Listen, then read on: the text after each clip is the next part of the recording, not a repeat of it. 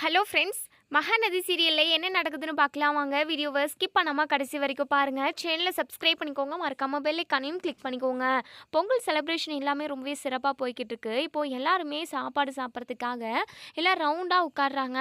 இப்போது இங்கே நம்ம சாரதாவும் நம்ம யமுனாவும் ரெண்டு பேரும் பரிமாறிக்கிட்டு இருக்காங்க. இப்போது சாப்பிட்டுக்கிட்டு இருக்க நேரத்தில் கிருஷ்ணாவுக்கு பசுபதிக்கிட்டேருந்து கால் வருது. இங்கே கிருஷ்ணா ரொம்பவே பதட்டத்தோடையுமே எந்திரிச்சு ஃபோன் பேசுறதுக்காக போகிறாங்க. விஜய் இருந்துட்டு, என்ன கிருஷ்ணா, சாப்பிட்டுக்கிட்டு இருக்க டைமில் நீ இப்போ ஃபோன் பேசியே ஆகணுமா? அதை நீ அவாய்ட் பண்ணு. இப்போ நீ உட்காந்து சாப்பிடுவா, எல்லாருமே ஒன்றா சாப்பிட்டுக்கிட்டு இருக்கோம்ல அப்படின்னு சொல்லிட்டு உடனே இங்கே கிருஷ்ணா சொல்கிறாங்க, இல்லை சார், இது ரொம்ப முக்கியமான கால், இதை நான் அட்டன் பண்ணியே ஆகணும், அப்படி இல்லைன்னா பெரிய பிரச்சனையும் வரும் அப்படின்னு சொல்லிட்டு. என்ன அப்படி என்ன பிரச்சனை வரும்? யாராவது உன்னை மிரட்டுறாங்களா அப்படின்னு சொல்லி கேட்கவும், ஐயோ அப்படியெல்லாம் கிடையாது, இது வேற அப்படின்னு சொல்லிட்டு இங்கே கிருஷ்ணா வந்து யாருக்குமே தெரியாமல் மறைவாக போய் பேசுகிறாங்க. நம்ம விஜய்க்கு சந்தேகம் வந்துடுது, அது மட்டும் இல்லாமல் காவேரிக்குமே சந்தேகம் வந்துடுது. ஏன்னா அதாவது வேலை நடக்கிற இடத்துல கூட வர அதாவது செங்கல் சிமெண்ட் எல்லாம் லோடு வந்து ரெடியாக இருக்குது, ஆனால் நீங்கள் வந்து எடுத்துகிட்டு போகவே இல்லை அப்படின்ற மாதிரி சொல்லியிருப்பாங்க. இதை எல்லாத்தையுமே கூட்டி கழித்து பார்க்குறப்போ கிருஷ்ணா மேலே ஏதோ அதாவது தப்பு நடக்குது, அவன் ஏதோ ஒரு தப்பு பண்ணிக்கிட்டு இருக்கான் அப்படின்றத நம்ம காவேரி வந்து நினைக்கிறாங்க. இப்போது இங்கே கிருஷ்ணா தனியாக போய் பேசுகிறாங்க. யாருக்குமே தெரியாமல் நைஸாக நம்ம காவேரியுமே இப்படி திரும்பி பார்க்கவும், அதாவது நம்ம கிருஷ்ணா பேசிக்கிட்டு இருக்கிறத ஒளிவு மறைவாக பார்க்குறாங்க. கிருஷ்ணா பேசுகிறாங்க, சொல்லுங்கண்ணே அப்படின்னு சொல்லிட்டு. டேய், என்னடா பண்ணிக்கிட்டு இருக்கீங்க? இத்தனை நாள் ஆச்சு, நீங்கள் போய் 80 நாள் ஆகுது, இன்னுமே நீங்கள் அந்த காவேரியோட வீட்டை எழுதி வாங்கலையாடா? பாதிக்கு பாதி வாங்கிட்டு வருவீங்கன்னு சொல்லிட்டு நான் வெயிட் பண்ணிக்கிட்டு இருக்கேன். அது மட்டும் இல்லாமல் அதனால் அவங்க எல்லாருமே துடிக்கிறத பார்த்து ரசிச்சுக்கிட்டு தான் இருக்கேன். சரி சரி, எப்போ வரும் அமௌண்ட்டு அப்படின்னு சொல்லி கேட்கவும், உடனே கிருஷ்ணா இருந்துட்டு, காவேரி வீட்டில் உள்ளவங்க எல்லாருமே இப்போ தான் எங்களை எல்லாரையுமே ஏற்றுக்க செய்கிறாங்கண்ணே. கண்டிப்பாக நீங்கள் சொன்ன மாதிரி காவேரியோட வீட்டில் பாதி பங்கை நாங்கள் எழுதி வாங்கிட்டு வந்துடுவோம். ஆனால் உங்களுக்கு நாங்கள் மொத்தத்தையும் கொடுக்கறதா தான் உங்ககிட்ட பேச்சுவார்த்தை இருந்தது. ஏன்னா உங்ககிட்ட நாங்கள் ஏற்கனவே கடன் வாங்கியிருந்துருவோம்ல, அதனால தான் கொடுக்க வேண்டியதாக இருந்தது. இனிமேல் நாங்கள் அதை உங்களுக்கு கொடுக்க மாட்டோண்ணே. ஏன்னா அந்த பணமே எங்களுக்கு தேவைப்படுது, நாங்கள் எதுக்காக உங்களுக்கு கொடுக்கணும் அப்படின்னு சொல்லிட்டு இங்கே கிருஷ்ணா சொல்லவும், பசுபதிக்கு பயங்கரமாக கடுப்பாகுது. டே கிருஷ்ணா, இந்த பசுபதியை பற்றி உனக்கு தெரியாது. பசுபதினா எனக்கு தெரியும், நீ முட்டா பையன் தானே அப்படின்னு சொல்லிட்டு. உடனே இங்கே பசுபதிக்கு பயங்கரமாக கோவம் வருது. இங்கே கிருஷ்ணாவை, என்னடா ஓவராக திமிரா பேசிக்கிட்டு இருக்க, நான் தானே உன்னை அங்கே காவேரியோட வீட்டுக்கு போயிட்டு அதில் பாதி பங்கு வேணும் அப்படின்னு சொல்லிட்டு கேட்க சொன்னேன். நீ என்னடானா இப்போது என் பேரை சொல்லி திமிரா பேசுறியா? இங்கே பார், உன்னை கொன்னே போட்டுருவேன். இந்த பசுபதியை பற்றி அந்த காவேரி கிட்ட கேட்டுப்பாரு. காவேரிக்கு இந்த பசுபதி யார் என்ன ஏதுன்னு சொல்லிட்டு மொத்த அத்துப்படியும் தெரியும் அப்படின்னு சொல்லிட்டு. இங்கே பாருங்க, யாரையும் கேட்கணுன்னு அவசியம் இல்லை, அவங்க எப்படியோ எங்களை ஏற்றுக்கிட்டாங்க, இன்னும் கொஞ்ச நாளில் ஆஃபீஸையுமே எழுதி வாங்க போகிறேன் அப்படின்னு சொல்லி சொல்கிறாங்க. இதெல்லாம் கேட்டால் நம்ம காவேரி பயங்கரமாக அதிர்ச்சி ஆகிறாங்க. ஐயோ, இந்த கிருஷ்ணா ரொம்ப ரொம்ப ஃப்ராடு, இந்த ஃப்ராடு வேலை பண்ணிக்கிட்டு தான் அப்பா பேரை வச்சு இவங்க எல்லாருமே உள்ளே நுழைஞ்சிருக்காங்க. அப்போது அப்பா எந்த தப்புமே பண்ணலையா? அவரை நம்ம தப்பாக நினச்சிட்டோமா அப்படின்னு சொல்லிட்டு நம்ம காவேரி ரொம்பவே ஃபீல் பண்ணுறாங்க. சரி, இந்த கிருஷ்ணாவை ஃபஸ்ட்டு பிடிப்போம் அப்படின்னு சொல்லிட்டு கிருஷ்ணா முன்னாடி போய் நிற்கிறாங்க காவேரி. மேடம், என்ன மேடம் இங்கே வந்து நிற்கிறீங்க, நீங்கள் சாப்பிட்லையா அப்படின்னு சொல்லிட்டு. நான் சாப்பிட்டுக்கிறேன், அப்புறம் நீ யார் கூட பேசிக்கிட்டு இருந்த அப்படின்னு சொல்லி கேட்கவும், நான் என் ஃப்ரெண்டு கூட தான் பேசிக்கிட்டு இருந்தேன். உன் ஃப்ரெண்டு பேர் பசுபதியா அப்படின்னு சொல்லிட்டு எங்கள் கிருஷ்ணாவுக்கு அப்படியே பயங்கர அதிர்ச்சியாக இருக்குது. என்ன, நம்ம பேசுனது எல்லாத்தையுமே இவங்க கேட்டுட்டு இருப்பாங்களோ அப்படின்னு சொல்லிட்டு மனசுக்குள்ளே நினைக்கிறாங்க. இப்போ காவேரி கேட்குறாங்க, என்னடா திருன்னு முழிக்கிற? பசுபதி கூட தானே பேசிக்கிட்டு இருந்தேன், அந்த பசுபதி யாருன்னு எனக்கு தெரியும். ஓ, பசுபதி அனுப்பி தான் நீங்கள் எல்லாரும் இங்கே வந்திருக்கீங்க. அப்போது என் அப்பா கெட்டவர் கிடையாதா? என் அப்பாவோட பேரை நாஸ்தி பண்ணிட்டீங்களே. என் அப்பாவை நாங்கள் கேவலமாக நினைக்கிற மாதிரி நீங்கள் ஒரு விஷயத்த செஞ்சு இந்த வீட்டுக்குள்ளே நுழைஞ்சிட்டிங்க. இப்போ உங்களோட சுயரூபம் என்னன்னு சொல்லிட்டு எனக்கு தெரிஞ்சு போச்சு. இதுக்கப்புறம் நீங்கள் இந்த வீட்டில் இருக்கவே கூடாது, இப்போவே நான் அவர்கிட்ட சொல்கிறேன் அப்படின்னு சொல்லிட்டு. உடனே இங்கே கிருஷ்ணா இருந்துட்டு, இங்கே பாருங்கள், தேவையில்லாமல் பிரச்சனை பண்ணாதீங்க. உங்கள் வீட்டில் பாதி சொத்தை எழுதி கொடுத்துட்டீங்க அப்படின்னா, பாதி பங்கு கொடுத்துட்டீங்க அப்படின்னா நாங்கள் பாட்டுக்கு போயிடுவோம், இல்லைன்னா நடக்கிறதே வேறு அப்படின்னு சொல்லிட்டு. உனக்கு எதுக்காகடா கொடுக்கணும்? உங்களுக்கும் எங்களுக்கும் என்ன சம்மந்தம்? நீ எதுக்காக இப்போ பிரச்சனை பண்ணிக்கிட்டு இருக்க? இங்கே பாரு, உன்னை இப்போவே நான் போலீஸில் ஹேண்ட்ஓவர் பண்ணுறேன் இரு அப்படின்னு சொல்லிட்டு. இங்கே பாருங்கள், இப்போவே நான் நினச்சேன் அப்படின்னா உங்களை நூக்கி விட்டுட்டு ஓட முடியும். ஆனால் அதுக்கெல்லாம் எனக்கு விருப்பம் இல்லை. ஏன்னா மாசமாக வேறு இருக்கீங்க. அது மட்டும் இல்லாமல் உங்கள் வீட்டில் எனக்கு பாதி பங்கு கிடைச்சே ஆகணும். உங்கள் வீட்டில் மட்டும் இல்லை, உங்கள் சொத்துலேயும். ஏன்னா இப்போ நாங்கள் எங்ககிட்ட எல்லா டாக்குமெண்ட்டுமே இருக்கே. இப்போது உன் அப்பா தான் ஏன் அப்பா அப்படிங்கிறத எல்லார்கிட்டையுமே நான் ப்ரூவ் பண்ண முடியும். அதுக்கான ஆதாரத்தை எல்லாமே நான் ரெடி பண்ணிடுறதுக்கு அப்புறம் தான் நான் இங்கே வந்தேன். அது மட்டும் இல்லாமல் நான் ரெடி பண்ண கிடையாது, அந்த பசுபதி தான் ரெடி பண்ணான். அவனுக்கு எல்லா சொத்தும் போய் சேரணும் அப்படின்னு சொல்லிட்டு அவன் நினச்சான். ஆனால் அவனுக்கே நாங்கள் கொடுக்க போகிறது கிடையாது. நான், என் தங்கச்சி, என் அம்மா, ஏன் அவங்க 2 பேரும் அதாவது அம்மா இல்லை, என் தங்கச்சி கிடையாது, அவங்க வேற நான் வேற. ஒரு பண தேவைக்காக தான் நாங்கள் எல்லாருமே குடும்பமாக நடிக்க வந்தோம் அப்படின்னு சொல்லிட்டு சொல்கிறாங்க. இதெல்லாம் கேட்ட காவேரிக்கு பயங்கர அதிர்ச்சியாக இருக்குது. என்னடா அப்போது குடும்பமாக சேர்ந்து ஃப்ராட் பண்ணியிருக்கீங்க, அந்த பசுபதி பேச்சை கேட்டுக்கிட்டு உன்னை விடவே மாட்டேன்டா அப்படின்னு சொல்லிட்டு எங்கள் கிருஷ்ணாவோட ஷர்ட்டை பிடிச்சிக்கிட்டு பயங்கரமாக கத்துறாங்க.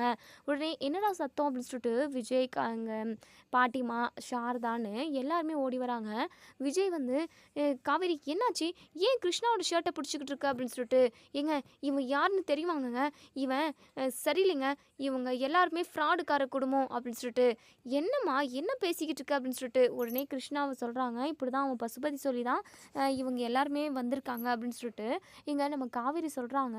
உடனே கிருஷ்ணா இருந்துட்டு, என்ன மேடம் இப்படி அபாண்டமாக பழி போடுறீங்க, நீங்கள் எங்களை ஏற்றுக்க முடியலன்னா அதுக்கு நாங்கள் என்ன பண்ண முடியும்? என் அப்பா தானே எல்லா கடனையுமே வச்சுட்டு போனார், அந்த கடத்தை கழிக்கிறதுக்காக தான் நாங்கள் இங்கே வந்திருக்கோம். தேவையில்லாமல் ஃபஸ்ட்டு நீங்கள் புதுசாக ஸ்டார்ட் பண்ணுறீங்களா மேடம்? அப்படி என்ன உங்களுக்கு நாங்கள் துரோகம் செஞ்சிட்டோம்? நீங்கள் பாட்டுக்கு பாதி பங்கை கொடுத்தீங்க அப்படின்னா நாங்கள் இங்கேருந்து கிளம்பிடுவோம், உங்களை தொந்தரவு பண்ண மாட்டோம். திரும்பவும் ஃபஸ்ட்டுருந்து ஆரம்பிக்காதீங்க மேடம், எங்களுக்கு அந்த பணம் ரொம்பவே அவசியம். அதை வச்சு தான் நாங்கள் அப்பா பண்ண கடத்தை எல்லாத்தையுமே அடைக்க போகிறோம் அப்படின்னு சொல்லிட்டு இங்கே நம்ம காவேரி பயங்கர ஆக்ரோஷமாக கத்துறாங்க. டேய் என்னடா என்ன நினச்சிக்கிட்டு இருக்கோம் மனசில் அப்படின்னு சொல்லிட்டு ஷர்ட்டை பிடிச்சி பயங்கரமாக அடிக்கிறாங்க. இங்கே கிருஷ்ணா மனசுக்குள்ளே கோவத்தை வச்சுக்கிட்டு வெளியே காட்டாமல் சைலண்ட்டாக நின்றுக்கிட்டு இருக்காங்க. இங்கே விஜய் இருந்துட்டு, என்ன காவேரி இப்படி நடந்துக்கிட்டு இருக்க, நீ அடிக்க கிருஷ்ணா சைலண்ட்டாக இருக்காரு, அவர் மேலே எந்த தப்பும் இல்லை, ஏன் நீ இவ்வளோ கோவப்படுற? இங்கே பாருங்க, என் அப்பா மேலே எந்த தப்புமே இல்லைங்க. என் அப்பா யாரையுமே 2ஆம் தரமாக கல்யாணம் பண்ணவே இல்லை. என் அப்பா கடைசி மூச்சு வரைக்குமே எங்கள் எல்லாரையும் பற்றி தான் நினச்சிக்கிட்டு இருக்காரு. எங்கள் குடும்பத்தை பற்றி மட்டும்தான் அவருக்கு நினப்பு ஓடிக்கிட்டு இருந்திருக்கு. ஆனால் அவர் பேரை சொல்லி இவங்க எல்லாருமே ஏமாத்துறாங்க, இவங்க ஃப்ராடு கும்பல் அப்படின்னு சொல்லிட்டு நம்ம காவேரி சொல்கிறாங்க. உடனே கிருஷ்ணா இருந்துட்டு, என்ன சார் இவங்க இப்படியெல்லாம் பேசுகிறாங்க, நல்லா தானே இருந்தாங்க, திடீர்னு இப்படி பேசுகிறாங்களே அப்படின்னு சொல்லிட்டு இங்கே நம்ம விஜய் இருந்துட்டு, இங்கே பாரு காவேரி, ஏன் இப்போ திடீர்னு இப்படி பேசிக்கிட்டு இருக்க? ஏங்க இவன் பசுபதி கூட பேசிக்கிட்டு இருந்ததை நான் காதால் கேட்டேங்க. அவன் பசுபதி தான் இங்கே சொல்லி அனுப்பியிருக்கான். பசுபதி இவனும் டீல் பேசிக்கிட்டு தான் இங்கே வந்திருக்காங்க. அதை விட ட்விஸ்ட் என்னன்னா, பசுபதியே அதாவது எல்லாரையுமே ஏமாற்றுவான். இப்போ பசுபதியவே இவன் ஏமாற்றணும்னு சொல்லிட்டு பிளான் பண்ணியிருக்கான்.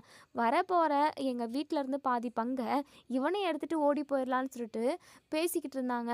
அதாவது பசுபதியும் இவனும் சண்டை போட்டுக்கிட்டு இருந்தாங்க. இதை எல்லாத்தையுமே நான் என் காது கொடுத்து கேட்டுட்டேன் அப்படின்னு சொல்லிட்டு இங்கே நம்ம சிந்துவோட அம்மாவும் பயங்கரமாக பதட்டப்படுறாங்க. மாட்டிக்கிட்டோமே, இதுக்கப்புறமும் உண்மையை மறைக்க முடியாது அப்படின்னு சொல்லிட்டு உடனே இங்கே நம்ம கிருஷ்ணா இருந்துட்டு, ஏன் மேடம் இப்படியெல்லாம் அபாண்டமாக போய் சொல்கிறீங்க, என் அப்பாவும் உங்கள் அப்பாவும் ஒன்று தான், ஏன் இப்படி பசுபதினா யாருன்னே எனக்கு தெரியாது அப்படின்னு சொல்லிட்டு நடிக்கவும் இங்கே நம்ம காவேரி இருந்துட்டு, இல்லைங்க இவன் போய் சொல்கிறான் அப்படின்னு சொல்லிட்டு இப்போது விஜய் இருந்துட்டு, காவேரி உன் மேலே எனக்கு நம்பிக்கை இருக்குது, கண்டிப்பாக நீ போய் சொல்ல மாட்டேன், இவன் அன்றைக்கி ராகவ் கூட பேசிக்கிட்டு இருந்ததை நான் கவனித்தேன். டேய் நீ அன்றைக்கி நைட்டு ராகவ் கூட தானே பேசிக்கிட்டு இருந்த, ராகவை நாங்கள் தூக்கிட்டு போயிட்டு 3 நாள் அடி வெளுத்து வாங்கி கட்டி வச்சு அடித்தோம். அந்த கோவத்தில் தான் இவன் இதெல்லாம் இப்படி பண்ணிக்கிட்டு இருக்கான். எனக்கு நல்லாவே புரியுது, கண்டிப்பாக எல்லாமே ராகவும் பசுபதி ராகினி இவங்க 3 பேருமா சேர்ந்து செஞ்ச வேலை தான். டே கிருஷ்ணா நீ மாட்டிக்கிட்டடா அப்படின்னு சொல்லிட்டு ஷர்ட்டை பிடிச்சிக்கிறாங்க. கிருஷ்ணா இருந்துட்டு நடிக்க செய்கிறாங்க. அப்போ கூட நம்ம விஜய் வந்து நம்புறதே இல்லை. உடனே இங்கே காவேரி சிந்துக்கிட்டு வராங்க. சிந்து உனக்கு கொஞ்சமாவது மனசாட்சி இருக்கா, ஏன் இப்படி பண்ண, எதுக்காக இப்படி கேவலமான ஒரு பொய்யை சொல்லிக்கிட்டு எங்கள் வீட்டுக்குள்ளே வந்து இப்படி நாடகம் நடிச்சுக்கிட்டு இருக்கீங்க, ஒரு குடும்பத்தை ஏமாத்துறோமே அப்படின்னு சொல்லிட்டு கொஞ்சம் கூட குற்ற உணர்ச்சி உங்களுக்கு இல்லையா, என்னதான் ஜென்மமோ நீங்கள், நீ ஒரு பொண்ணு தானே, படித்த பொண்ணு தானே, என்னெல்லாம் கட்டுக்கதை விட்ட அப்படின்னு சொல்லிட்டு நம்ம காவேரி வந்து கேட்குறாங்க. அது மட்டும் இல்லாமல் எதுக்காக இப்படி ஒரு வேலையை பார்க்குறீங்க, உங்களுக்கும் பசுபதிக்கும் எப்படி கனெக்ஷன் ஆச்சு, அது மட்டும் இல்லாமல் பசுபதி தான் உங்களை நடிக்க சொன்னாரா அப்படின்னு சொல்லிட்டு நிறைய கேள்வி கேட்குறாங்க. அடிக்கிறாங்க. இங்கே சிந்துவும் அவங்க அம்மாவும் பயங்கர பதட்டத்தில் இருக்காங்க. அவங்களால வாயை திறந்து எதுவுமே பேசவே முடியல. அந்த அளவுக்கு தொண்டைய துக்கம் அடிக்குதுன்றவங்க பார்த்தீங்களா, அந்த மாதிரி இங்கே அவங்க அம்மாவும் சிந்துவும் எதுவுமே பேசாமல் திக்கி திணறி நின்றுக்கிட்டு இருக்காங்க. இங்கே சிந்து அழுகுறாங்க. இப்போது இங்கே கிருஷ்ணா இருந்துட்டு, ஏய் சிந்து எதுக்காக அழுந்துக்கிட்டு இருக்க?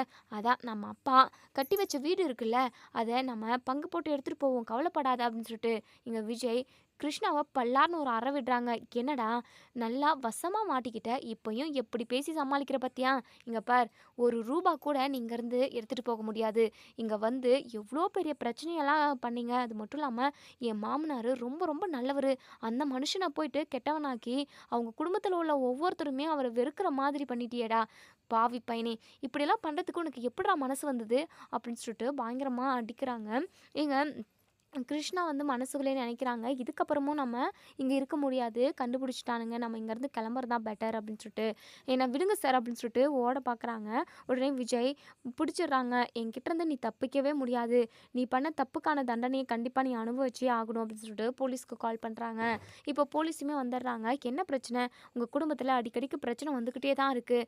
என்னதான் உங்கள் குடும்பம்னா ஒரு பிரச்சனை வரதான் செய்யும். ஆனால் உங்களை மாதிரி உங்கள் குடும்பத்தில் பிரச்சனை வந்ததை நான் எங்கேயுமே பார்த்ததில்ல அப்படின்னு சொல்லிட்டு போலீஸ் சொல்கிறாங்க.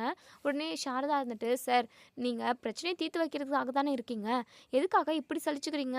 நீங்கள் என்ன சும்மாவா இருக்கீங்க? போலீஸ் வேலையில் கவர்மெண்ட் வேலையில் எதுக்காக இருக்கீங்க? லட்சக்கணக்கில் பணம் கிடைக்கும் அப்படின்றதுக்காக தானே மாத சம்பளம். ஆனால் இப்படி வேலையை பார்க்குறதுக்கு மட்டும் உங்களுக்கு ரொம்ப கஷ்டமாக இருக்கும் அப்படின்னு சொல்லிட்டு சாரதா சொல்லவும், அத்தை அதெல்லாம் எதுக்காக அத்தை பேசிக்கிட்டு இருக்கீங்க? சார் இவங்க பொய் சொல்லி தான் அந்த வீட்டுக்குள்ளே நுழைஞ்சிருக்காங்க. இவங்க உண்மையாகவே காவேரியோட அப்பாவோட ரெண்டாவது குடும்பம் கிடையவே கிடையாது. இவங்க எல்லாருமா சேர்ந்து நாடகம் நடிக்கிறாங்க அப்படின்னு சொல்லிட்டு இங்கே நம்ம விஜய் வந்து எல்லா உண்மையுமே சொல்கிறாங்க. உடனே இங்கே கிருஷ்ணா இருந்துட்டு, சார் இவங்க எல்லாருமா சேர்ந்து போய் சொல்கிறாங்க சார், எங்களுக்கு இப்போ எங்கே பங்கு கொடுக்குறது அப்படின்னு சொல்லிட்டு இவங்க எங்களை ஏமாற்ற பார்க்குறாங்க, தயவு செஞ்சு இவங்க கிட்டேருந்து எங்கள் பங்கை வாங்கி கொடுங்க சார் அப்படின்னு சொல்லிட்டு கிருஷ்ணா வந்து சொல்கிறாங்க. நம்ம விஜய் வந்து போலீஸ்கிட்ட எல்லா டீட்டெயிலுமே சொல்லிக்கிட்டு இருக்க டைமில் இங்கே கிருஷ்ணா வந்து தப்பிக்க பார்க்குறாங்க. உடனே காவேரி பிடிச்சிக்கிறாங்க. எங்ககிட்ட இருந்து நீ தப்பிக்கவே முடியாதுடா அப்படின்னு சொல்லிட்டு. உடனே இங்கே கிருஷ்ணா காவேரியை ரொம்பவே ஃபோர்ஸாக நோக்கி தள்ளி விட்டுட்டு ஓடி போயிடுறாங்க. இங்கே சிந்துவும் நம்ம சிந்துவோட அம்மாவும் என்ன பண்ணுறதுன்னு தெரியாமல் பயந்துக்கிட்டே நிற்கிறாங்க. காவேரி கீழே விழுந்து பயங்கரமாக அழுகுறாங்க. வயிறு வந்து தரையில் விழுந்து வயிறு வந்து ரொம்பவே ஸ்டொமக் பெயின் ஆகிடுது. வலிக்குது வலிக்குதுன்னு சொல்லிட்டு அழுகுறாங்க. இங்கே நம்ம விஜய், அதுக்கப்புறம் சாரதா, பாட்டிமா, தாத்தான்னு எல்லாருமே பதட்டப்படுறாங்க. டே விஜய், வயிற்றில் உள்ள குழந்தைக்கு ஏதாவது ஆகிட போகுதுடா, உடனே ஹாஸ்பிட்டலுக்கு கூட்டிகிட்டு வாடா அப்படின்னு சொல்லிட்டு இங்கே நம்ம பாட்டிமா சொல்லவும், உடனே நம்ம காவேரியை தூக்கி காரில் போட்டுக்கிட்டு ரொம்பவே வேகமாக ஹாஸ்பிட்டல் போகிறாங்க. இங்கே வலிக்குதுங்கன்னு சொல்லிட்டு காவேரி வந்து அழுதுகிட்டே இருக்காங்க. விஜய், கவலைப்படாத காவேரி, கண்டிப்பாக எதுவும் ஆகாது, அந்த கிருஷ்ணாவை நான் சும்மாவே விடமாட்டேன், உனக்கும் குழந்தைக்கும் ஏதாவது ஆகட்டும், அவனை உயிரோடவே விடமாட்டேன் அப்படின்னு சொல்லிட்டு பயங்கர கோவமா ஹாஸ்பிட்டலுக்கு வந்து சேர்றாங்க. இப்போது டாக்டர்கிட்ட காவேரிக்கு வயிறு ரொம்ப வலிக்குதுன்னு சொல்லிக்கிட்டே இருக்கா, இந்த ஒரு ரவுடி பையன் கீழே தள்ளி விட்டுட்டு போயிட்டான், கொஞ்சம் என்ன ஏதுன்னு பாருங்களேன் அப்படின்னு சொல்லிட்டு இங்கே ஒரு பக்கம் நம்ம விஜய் பயங்கர பதட்டமாக அங்கேயும் இங்கேயும் நடந்துக்கிட்டு இருக்க. இங்கே சாரதா பயங்கரமாக அழுதுகிட்டு இருக்காங்க. குழந்தைக்கு எதுவும் ஆகிடக்கூடாது அப்படின்னு சொல்லிட்டு டாக்டருமே செக் பண்ணிக்கிட்டு இருக்காங்க. அதாவது ஸ்கேனிங் போய்கிட்டு இருக்கு. இப்போது நம்ம பாட்டிமா இருந்துட்டு, என்னதான் கெட்ட காலமோ இந்த காவேரிக்கு மட்டும் ஏதாவது பிரச்சனை வந்துக்கிட்டே இருக்குது, ஏன் அவளுக்கு மட்டும் இப்படியெல்லாம் பிரச்சனை நடந்துக்கிட்டே இருக்கணும், அது மட்டும் இல்லாமல் நம்ம குடும்ப வாரிசாக அவள் வயிற்றில் வளர்ந்துக்கிட்டு இருக்கு, இந்த மாதிரி டைமில் ரவுடிசமெல்லாம் இவன் பண்ணலாமா விஜய், அவன் ஓடுனா கூட ஓடிட்டு போய் போகிறான்னு சொல்லிட்டு இவ விட வேண்டியது தானே, இவ ஏதோ தனி மனுஷியாக இருக்கிற மாதிரி ரவுடி மாதிரி அவனை பிடிச்சி இப்போ அவன் நோக்கி தள்ளி விட்டுட்டான். இப்போ வயிற்றில் உள்ள குழந்தைக்கு ஏதாவது ஆயிடுச்சு அப்படின்னா நம்ம என்ன பண்ண முடியும்? ஃபஸ்ட்டு எல்லாத்த விடவும் நமக்கு குழந்தை தானே முக்கியம். எப்போ பாரு அவங்க அம்மா வீட்டுக்கு எந்த பிரச்சனையும் வந்துடக்கூடாது. அப்படியே அவங்க அம்மா வீட்டுக்கு பிரச்சனை வந்தாலும் இவ தான் போய் சமாளிக்கணும். அது மட்டும் இல்லாமல் அவங்க அம்மா அவங்க குடும்பத்தை மட்டும்தான் அவள் கவனிச்சுக்கிட்டு இருக்கா. குழந்தைன்ற ஒரு நல்ல ஞாபகமே அவளுக்கு இல்லவே இல்லை. குழந்தைய விட அவங்க அம்மா வீடு தான் அவளுக்கு ரொம்ப முக்கியம். அவங்க அம்மா வீட்டு பிரச்சனை தான் முக்கியம். இந்த குழந்தைய விட அவங்க வீடு போயிடும், அவங்க கை நழுவி போயிடும். அப்படி போனால் தான் போயிட்டு போகுதே, இப்போது நமக்கு குழந்தை தானே முக்கியம் அப்படின்னு சொல்லிட்டு எங்கள் பாட்டிமா பயங்கரமாக கத்திக்கிட்டு இருக்காங்க. ஏன் சாரதா, உங்க பொண்ணை நீ ஒழுங்காவே வளர்க்கவே இல்லை. எப்போ பாரு உங்க குடும்பத்து மேலே தான் பாசமாக இருக்கா. என் என் பேரன் விஜய் காவேரி பின்னாடி எம்பிட்டு நாள் அலைஞ்சிருப்பான் தெரியுமா. காவேரி எப்படியெல்லாம் அலைய விட்டுருக்கா தெரியுமா. அது மட்டுமா போலீஸ் ஸ்டேஷன் வரைக்கும் கொண்டு போயிருக்கா. அது மட்டும் இல்லாமல் போய் ஜெயிலையுமே என் பேரன் 10 நாள் இருந்திருக்கான். ஒவ்வொரு கஷ்டத்தை அனுபவிக்கல இந்த காவேரியால். எல்லா கஷ்டத்தையுமே அனுபவிச்சுட்டான். இவளை விட்டு தொலைடா அப்படின்னாலுமே இவன் விடவே மாட்டேங்கிறான். இப்போ பார்த்தியா இவ ரவுடிசம் பண்ணுறது இப்போ யாருக்கெல்லாம் பாதிப்பு வருதுன்னு சொல்லிட்டு வயிற்றில் இருக்கிற சிசுக்கு ஏதாவது ஆச்சு அப்படின்னா நம்ம என்ன பண்ண முடியும் அப்படின்னு சொல்லிட்டு பயங்கர கோபமாக பேசுகிறாங்க. உடனே விஜய் இருந்துட்டு, பாட்டி ஏன் பாட்டி இப்போ அத்தையே நீ கஷ்டப்பட வைக்கிற. எல்லாம் யதார்த்தமாக நடந்தது. இங்கே பாரு விஜய், எதுவும் யதார்த்தமாக நடக்கல. எல்லாம் பிளான் பண்ணி தான் பண்ணிக்கிட்டு இருக்காங்க. உன் பொண்டாட்டிக்கு உங்கள் பொண்டாட்டியோட அம்மா குடும்பத்து மேலே தான்டா பாசம். உன் மேலெல்லாம் துளி கூட இல்லை. உன் மேலே விடு, அந்த குழந்தை மேலே கூட அவளுக்கு இல்லைடா. அவங்க அம்மா குடும்பத்துக்கு எதுவும் வந்துடக்கூடாது. அந்த வீடு கை நழுவி போயிடக்கூடாது. மற்றபடி குழந்தைக்கு என்ன ஆனாலும் பரவாயில்ல. நம்ம குடும்பத்தில் உள்ள எல்லாருக்கும் என்ன ஆனாலும் பரவாயில்லடா. அப்படி தானே உன் பொண்டாட்டி நினைக்கிறா. இப்படியெல்லாம் இருந்தா பொழைக்க முடியாது விஜய். கல்யாணம் பண்ணிட்டு வந்துட்டால, அவ உன் பக்கம் தானே இருக்கணும். அவங்க அம்மா வீட்டு பக்கம் சப்போர்ட்டெல்லாம் இருக்கட்டும்டா, பாசமும் இருக்கட்டும். அதுக்காக தான் குழந்தைய கூட யோசிச்சு பார்க்காம ரவுடிசம் மாதிரி ரவுடித்தனம் பண்ணுறதா. என்ன தான் வளர்த்து வச்சுருக்காங்களோ. பொண்ணு மாதிரி வளர்க்கல, ஆம்பளை மாதிரி அவுத்து விட்ட கழுத மாதிரி வளர்த்து விட்டுருக்காங்க அப்படின்னு சொல்லிட்டு எங்கள் பாட்டிம்மா பயங்கர கோவத்தில் பேசிக்கிட்டு இருக்கவும், போதும் நிறுத்துங்கம்மா, என் பொண்ணை பற்றி இனிமேல் ஒரு வார்த்தை கூட பேசாதீங்க. என்ன உங்கள் இஷ்டத்துக்கு நீங்கள் பாட்டுக்கு பேசிக்கிட்டே போகிறீங்க. அந்த அளவுக்கு ஒன்றும் என் பொண்ணு மோசமாட கிடையாது அப்படின்னு சொல்லிட்டு இங்கே நம்ம சாரதா சொல்லவும், பாட்டிமா இன்னும் சண்டைக்கு போகவும் விஜய் இருந்துட்டு, பாட்டி கொஞ்சம் தயவு செஞ்சு கொஞ்ச நேரம் சும்மா இருக்கீங்களா. நானே குழந்தைக்கு என்னாச்சோ ஏதாச்சோன்னு சொல்லிட்டு பதட்டத்தில் இருக்கேன். நீ என்னடானா இப்படி பேசிக்கிட்டு இருக்கே. இன்னும் என் மனசை கஷ்டப்படுத்தாது. தயவு செஞ்சு கொஞ்ச நேரம் எதுவும் பேசாமல் சைலண்ட்டாக இரு பாட்டி அப்படின்னு சொல்லிட்டு. சரிடா, என் வாயை தான் அடக்கா இது பண்ணுவேன். உன் அத்தை இப்போ சீறிக்கிட்டு வந்தா அவளை எதுவுமே கேட்காத. என்ன பாட்டி திரும்பவும் ஆரம்பிக்கிறீங்களா. சரிடா, விட்டுட்டேன். என்னமோ பண்ணி தொலைங்க. குழந்தைக்கு மட்டும் ஏதாவது ஆகட்டும். கொஞ்சம் பெட்டில் யாருமே விட மாட்டேன் நான் அப்படின்னு சொல்லிட்டு பயங்கர கோவமாக இருக்காங்க. இப்போ ஸ்கேனிங் பண்ணிக்கிட்டு இருக்காங்க. ஸ்கேனில் வந்து குழந்தைக்கு எந்த பிரச்சனையும் இல்லை. நூக்கி கீழே தள்ளிவிட்டதுனால தான் வலி, மற்றபடி குழந்தைக்கு எந்த ப்ராப்ளமும் இல்லை அப்படின்னு சொல்லிட்டு டாக்டர் சொல்கிறாங்க. அப்போ தான் நம்ம விஜய்க்கு ரொம்பவே ரிலாக்ஸாக இருக்குது. இப்போது காவேரியுமே வராங்க. எங்க அப்படின்னு சொல்லிட்டு வந்து விஜயை கட்டி பிடிச்சிக்கிறாங்க. காவேரி கவலைப்படாதடா, நான் உன் கூட இருக்கலாம் அப்படின்னு சொல்லிட்டு எங்க நம்ம பாட்டிமா இருந்துட்டு, டேய் விஜய், இப்படிலாம் சொல்லியே அவளை கெடுத்து வச்சிருக்கடா நீ. அவ எப்படியெல்லாம் இருக்கணும்னு சொல்லிட்டு அதை சொல்லி கொடுடா. அவள் இப்படியெல்லாம் ஆட்டம் போட்டுக்கிட்டு இருந்தா அப்படின்னா இவ நல்லபடியாக குழந்தைய பெற்று எடுப்பாளா. இன்னும் 3 மாதம் இருக்குடா விஜய். இங்கே பாரு, எல்லாமே உன் கையில் தான் இருக்குது. இவ இப்படியே ஆட்டம் போட்டுக்கிட்டு ரவுடிசம் பண்ணிக்கிட்டு இருந்தா அப்படின்னா கண்டிப்பாக உன் குழந்தைய நீ கண்ணில் பார்க்க முடியாதுடா. ஐயோ பாட்டி, ஏன் இப்படியெல்லாம் பேசுகிறீங்க. பின்ன நான் வாயால் சொன்னதுக்கே உனக்கு இவ்வளோ வலிக்குதே. அப்போது குழந்தைக்கு ஏதாவது ஆயிடுச்சு அப்படின்னா என்னடா பண்ண முடியும். கொஞ்சமாவது யோசிச்சு பாரு. உன் பொண்டாட்டியை எப்படியெல்லாம் இருக்கணும், வயிற்றில் குழந்தை வச்சுக்கிட்டு இருந்தா அப்படின்றத நீ சொல்லி கொடு.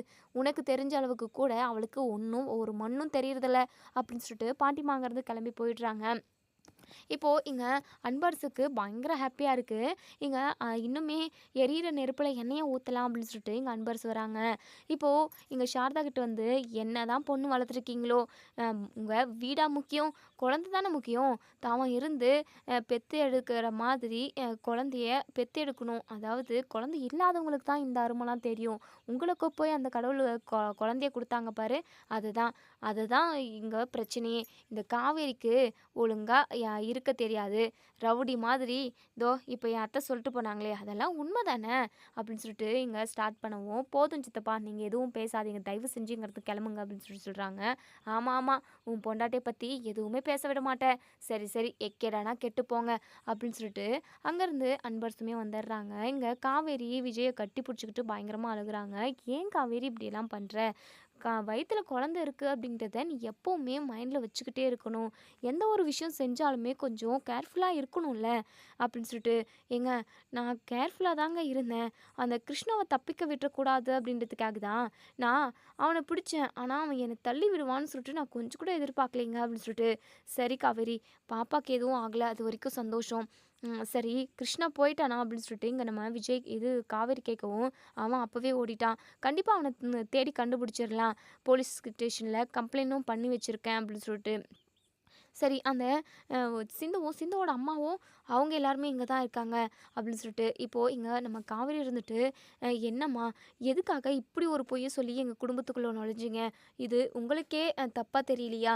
நாங்க எல்லாருமே எவ்ளோ கஷ்டப்பட்டோம் நீங்க வந்ததுக்கப்புறம். உங்களுக்கே தெரியும்ல. ஏன் இப்படி ஒரு பொய்ய நீங்க சொல்லிட்டு இங்க வரணும்? என் அப்பாவ நான் ரொம்ப கேவலமா நெனச்சுட்டேன். என் அப்பாவ நான் பார்த்த வரைக்குமே அவரு எங்க குடும்பத்து மேல அவ்ளோ பாசமா இருப்பாரு. குடும்பத்துக்காக உழைக்கிறேன் உழைக்கிறேன்னு சொல்லிட்டு சொல்லுவாரு. அது மட்டும் இல்லாம சிறுக சிறுவாக ஒவ்வொரு ரூபாவா சேர்த்து வச்சிருந்தாரு. அந்த பணத்த எல்லாத்தையுமே அந்த பசுபதி கிட்ட தான் அது குடுத்து வச்சிருந்தாரு. ஆனா கடைசியில அந்த பசுபதி பணத்த ஏமாத்திட்டான். பசுபதியால தான் என் அப்பாவோட உயிரே போச்சு. என் அப்பா எங்களுக்காகவே வாழ்ந்தாரு. எங்க மேல அவ்ளோ பாசமா இருப்பாரு. ஆனா கடைசியில நீங்க வந்து இப்படின்னு சொன்னதுமே அது எப்படின்னு சொல்லிட்டு ஃபர்ஸ்ட்டு ஸ்டார்ட்டிங்ல நம்ப தான் முடியல. நீங்க ஒவ்வொரு ப்ரூஃபா காட்டுறப்போலாம் நான் நம்பிட்டேன். என் அப்பாவா இப்படி அப்படின்னு சொல்லிட்டு அவரை நான் எந்த அளவுக்கு நேசிச்சனோ அதோட அதிகமா அவரை நான் வெறுக்க ஆரம்பிச்சிட்டேன். நமக்கு போய் இப்படி ஒரு அப்பாவா அப்படின்னு சொல்லிட்டு நான் ரொம்பவே ஃபீல் பண்ணி அழுதுகிட்டே இருந்தேன் தெரியுமா? ஏங்க ஏங்க இப்படியெல்லாம் பண்ணுறீங்க? ப்ளீஸுங்க, எதுக்காக நீங்கள் வந்திருக்கீங்க அப்படின்னு சொல்லிட்டு சொல்லுங்க அப்படின்னு சொல்லிட்டு இங்கே நம்ம காவேரி வந்து கேட்டுக்கிட்டே இருக்காங்க. இப்போது அவங்க அம்மா சொல்கிறாங்க, சிந்துவோட அம்மா, "என்னை மன்னிச்சிருமா, என்னை தயவு செஞ்சு மன்னிச்சிரு. எல்லாம் பண தேவை தான். இந்த பசுபதி தான் என்னை வந்து இந்த வீட்டில் நடிக்க முடியுமா? எப்படியும் ஒரு 10, 15 லட்சம் கிடைக்கும். அதில் நீங்கள் ஒரு 3 லட்சம் எடுத்துக்கிட்டு மிச்சதை என்கிட்ட கொடுத்தீங்கன்னா கூட போதும். மற்றபடி உங்களுக்கு ஏதாவது நான் பார்த்து செய்கிறேன்" அப்படின்னு சொல்லிட்டு சொன்னார்.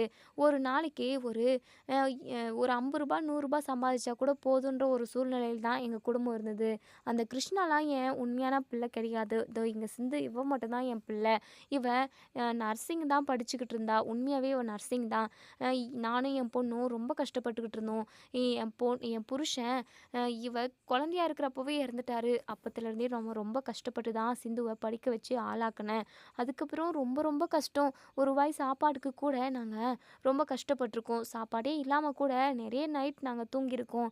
இப்படியெல்லாம் எங்க குடும்ப வாழ்க்கை ரொம்ப கஷ்டமா போய்க்கிட்டு இருந்தது. அது மட்டும் இல்லாம பொம்பள புள்ளைய வச்சுக்கிட்டு இருக்கேன். போறவன் வரவன் எல்லாம் ஒரு மாதிரியா பார்க்குறாங்க. பயமா இருக்கும். அப்பதான் பசுபதி வந்தாரு. எங்க குடும்ப சூழ்நிலையுமே அவரு தெரிஞ்சுக்கிட்டாரு. சரி, இவர்கிட்ட இவர் சொன்ன மாதிரி நடிச்சோம் அப்படின்னா, ஏதோ 3,00,000 4,00,000 வரும். அத வச்சு சிந்துவோட கல்யாணத்த நான் நல்லபடியா நடத்தி முடிச்சுட்டேன் அப்படின்னா, என் வாழ்க்கை எப்படியேனா போயிட்டு போகுதுன்ற மாதிரி தான் நான் யோசிச்சேன். ஆனா கடைசியில இப்படி ஆகும்னு தெரியல அப்படின்னு சொல்லிட்டு, அது மட்டும் இல்லாம நாங்க பண்ணுனது ரொம்ப ரொம்ப மிகப்பெரிய தப்பு தான். மிகப்பெரிய பாவம் தான் அப்படின்னு சொல்லிட்டு மன்னிப்பு கேட்குறாங்க.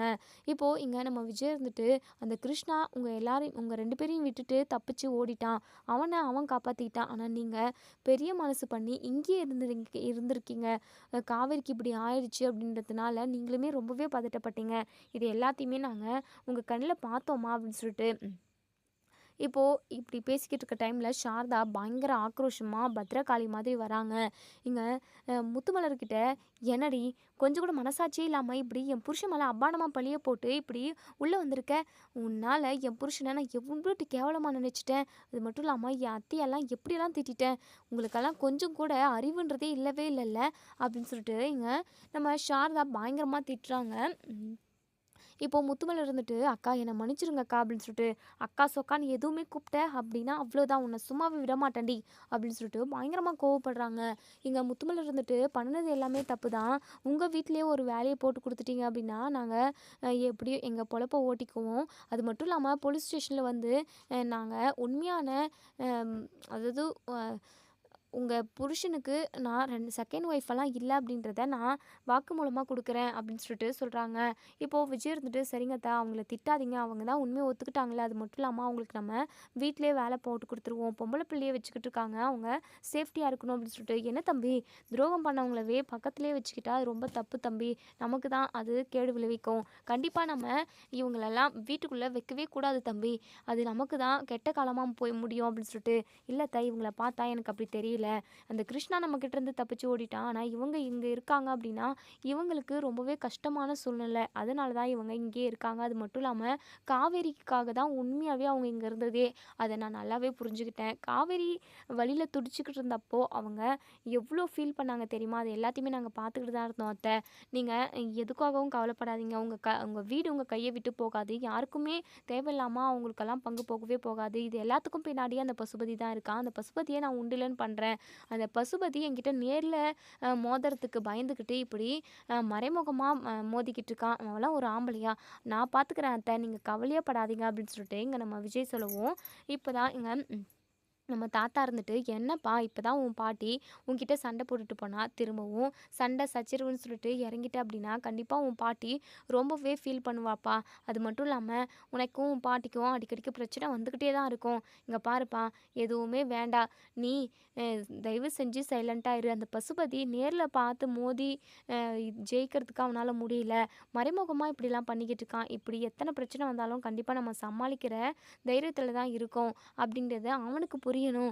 நம்ம அவனை பார்த்தெல்லாம் பயப்படவே கூடாதுடா. அவன்லாம் ஒரு ஆளே இல்ல அப்படின்னு சொல்லிட்டு, "தாத்தா இப்போ சொன்னீங்க இல்லையா அந்த வார்த்தை 100க்கு 100 கரெக்ட்டு. அவன் நேர்ல வரட்டும். அவனுக்கு இருக்கு" அப்படின்னு சொல்லிட்டு இங்க நம்ம விஜய் பசுபதி மேல பயங்கர கோவமா இருக்காங்க. கொஞ்சம் விட்டிருந்தா தன்னோட பிள்ளைக்கு என்ன ஆயிருக்குமோ அப்படின்னு சொல்லிட்டு நினைச்சு பார்க்கவே ரொம்பவே பயப்படுறாங்க நம்ம விஜய்.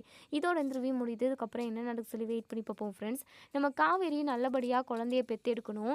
நம்ம காவேரி, குழந்தை, அதுக்கப்புறம் நம்ம விஜய் இவங்க 3 பேருமே ரொம்பவே சந்தோஷமா வாழணும் அப்படின்னு நினைக்கிறவங்க இந்த வீடியோ கீழே கமெண்ட் பண்ணி தெரிவிங்க. அது மட்டும் இல்லாமல் இந்த கிருஷ்ணாவை கூடிய சீக்கிரமே பிடிச்சி அவனை ஜெயிலில் போடணும் அப்படின்னு நினைக்கிறவங்க இந்த வீடியோ கீழே கமெண்ட் பண்ணி தெரிவிங்க. இதோட இந்த வீடியோ முடியுது. இதுக்கப்புறம் என்ன நடக்குது சொல்லி வெயிட் பண்ணி பார்ப்போம் ஃப்ரெண்ட்ஸ். வீடியோ பிடிச்சிருந்தா லைக் பண்ணி ஷேர் பண்ணி தெரிவிங்க. தேங்க்யூ.